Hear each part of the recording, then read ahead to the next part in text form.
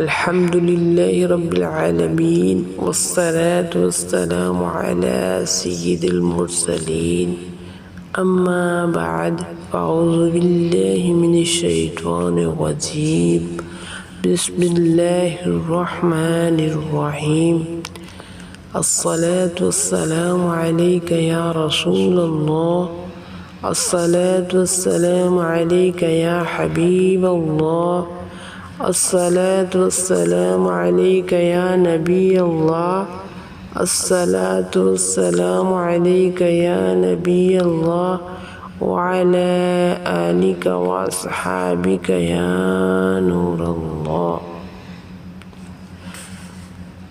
بڑی کے حروف کی نسبت سے سورہ کافرون کے 3 فضائل۔ حضرت سیدنا فروا بن نوفل رضی اللہ تعالیٰ عنہ سے روایت ہے، انہوں نے نبی کریم صلی اللہ تعالیٰ علیہ وسلم کی خدمت میں حاضر ہو کر عرض کی، یا رسول اللہ صلی اللہ تعالیٰ علیہ وسلم، مجھے ایسی چیز بتائیں جس سے میں بستر پر جاتے وقت پڑھا کروں۔ نبی کریم صلی اللہ علیہ وسلم نے ارشاد فرمایا، قل یا ایھا الکافرون پڑھا کرو، یہ شرک سے براعت یعنی آزادی ہے۔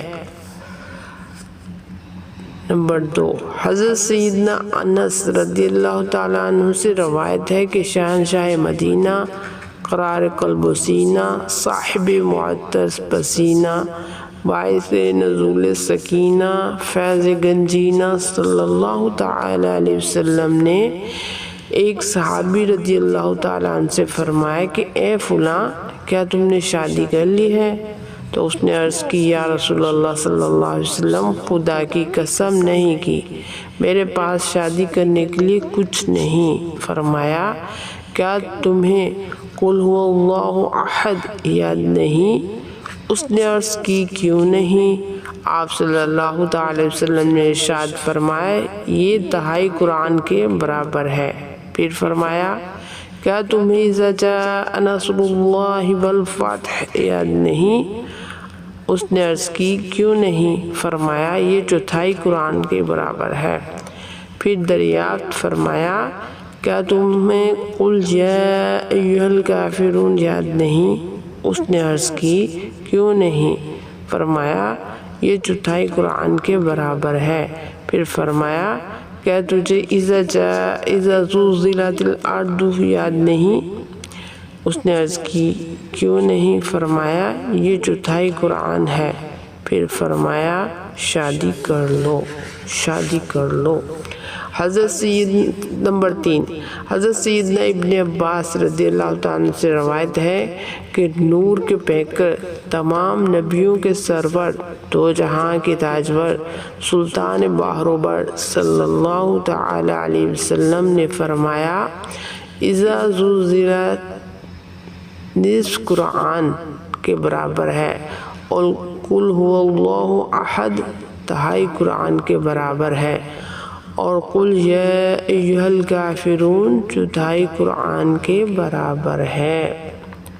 صلو علی الحبیب صلی اللہ تعالی علی محمد صلی اللہ علیہ وسلم۔ اب سورہ کافرون سنتے ہیں۔ بسم اللہ الرحمن الرحیم، اللہ کے نام سے شروع جو بہت مہربان رحمت والا۔ قل یا ایھا الکافرون، تم فرماؤ اے کافرو، لا اعبد ما تعبدون، نہ میں پوجتا ہوں جو تم پوجتے ہو، ولا انتم عابدون ما اعبد، اور نہ تم پوجتے ہو جو میں پوجتا ہوں، ولا انا عابد ما عبدتم، اور نہ میں پوجوں گا جو تم نے پوجا، ولا أنتم عابدون ما أعبد اور نہ تم پوجو گے جو میں پوجتا ہوں لکم دینکم ولی دین تمہیں تمہارا دین اور مجھے میرا دین آمنت باللہ صدق اللہ العظیم نماز پڑھتے رہیے صلو علی الحبیب صلی اللہ تعالی علی محمد صلی اللہ علیہ وسلم